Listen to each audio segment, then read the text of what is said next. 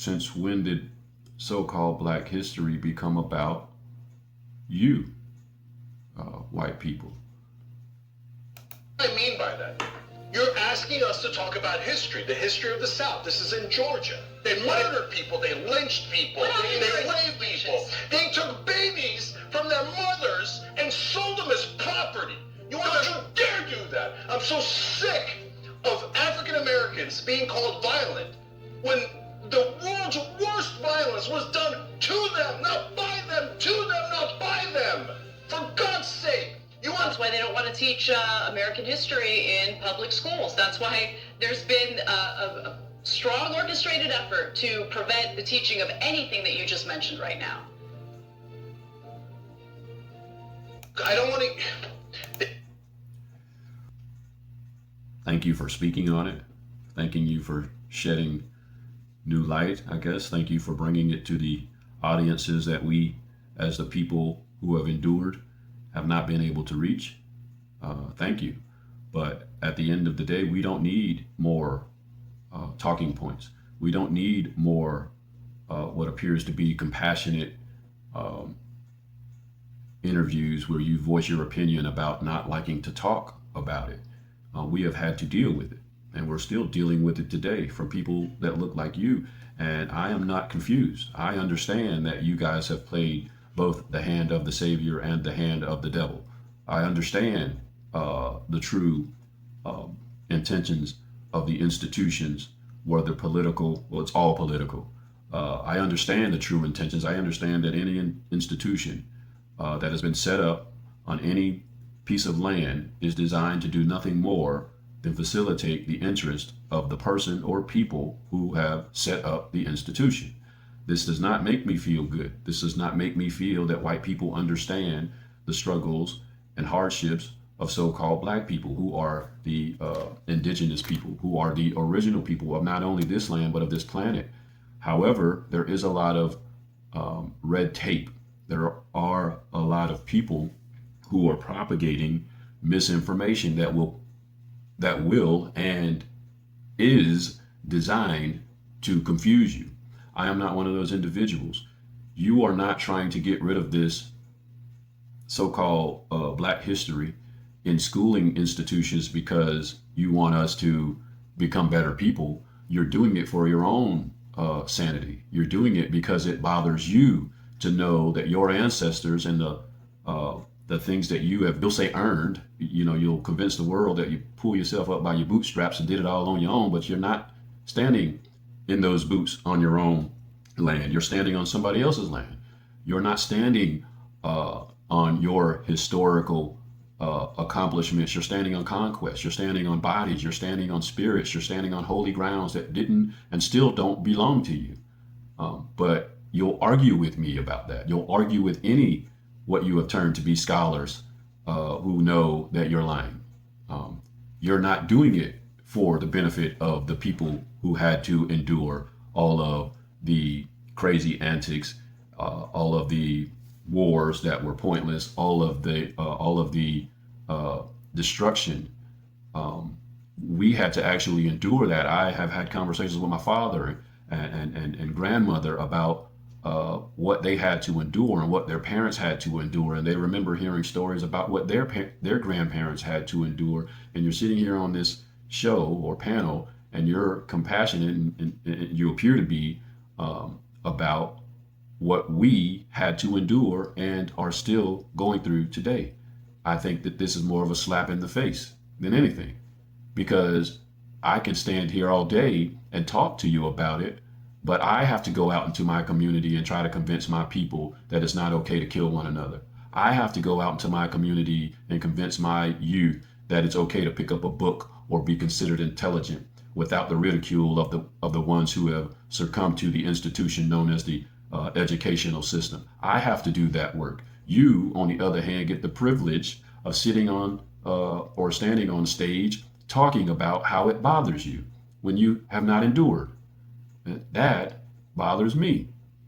So what I'm doing right now in real time is eliminating all of that litigation that you have placed in front of our people, right? And remembering that any institution has but one job, and that's to facilitate the will of the creator.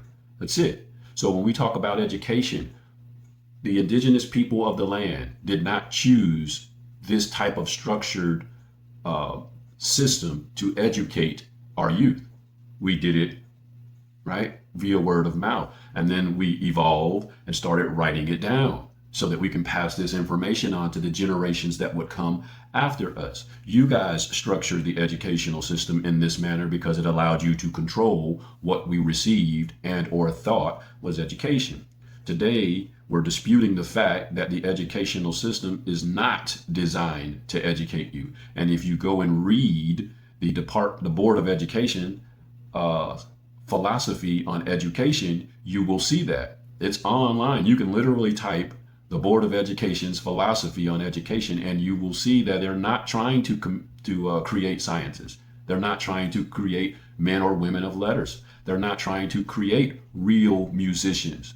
They're not trying to do that because it doesn't benefit the system that is composed of multiple institutions. They're not trying to educate you. We are sitting here as a people, and I mean people that look like me, thinking that these people actually have had a change of heart. They have not. The only thing that they are still trying to do is continue their worldwide conquest. That's the whole point. And I'm not trying to come off as a racist. I'm not a racist.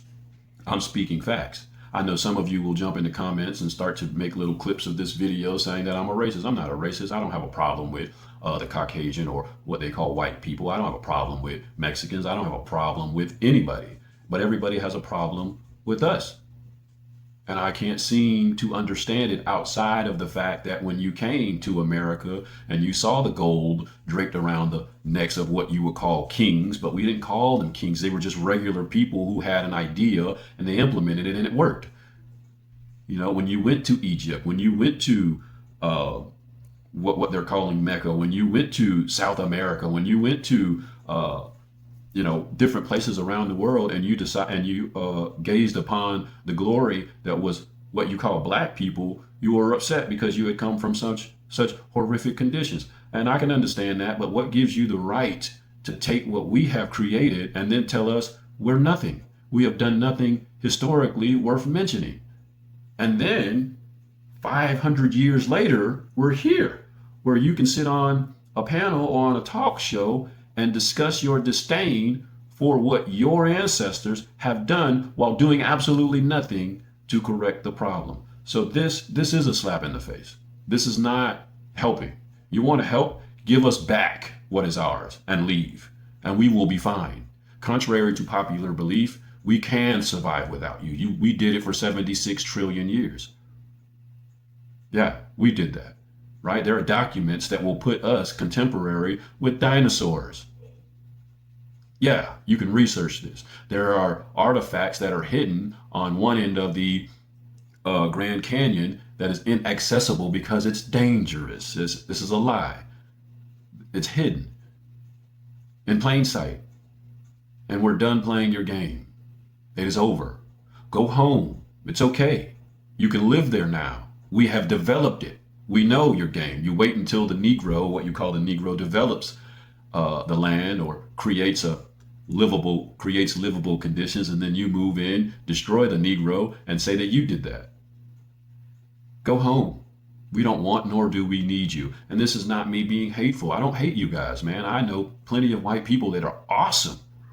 I mean, some of them are even better than some indigenous people that I know, guys. But stop with the buffoonery. Stop it. We can see you. We can see your hand. We know that you don't want us educated. We know that you created gangster rap and hip hop in order to further subdue what you would call your enemy. We know all of this already. Why we continue to play? Educational system. You're not telling us the truth. You have the biggest agents of government of all calling themselves hip hop and rap artists when you've done nothing but lead us into a rabbit hole full of danger and incarceration. And these are people, I get on YouTube and free this rapper or free that rapper, and you can't name one positive thing that that rapper has done for our culture. Now you can find about 1,000 people that that rapper has helped, and I'm not saying they have that nothing good has come out of it. What I am saying is that the bad outweighs the good. It's time for us to let go of the Eurocentric way of thinking. It's time for us to give them back, in the words of Dr. John Henrik Clarke, their religion. It's time for us to give them back everything that they have bestowed upon us that doesn't suit us. It doesn't benefit us. It's time for us to become who we, the original people, were designed to be. It's time for us to put our planet back at the forefront of our mind in an effort to help her evolve, which is what we were supposed to be doing until someone else came along and told you what they thought you were supposed to be doing. On that note, I'm going to wrap this up, but I'm going to leave you with this. The only freedom is mental, but that's also the only prison.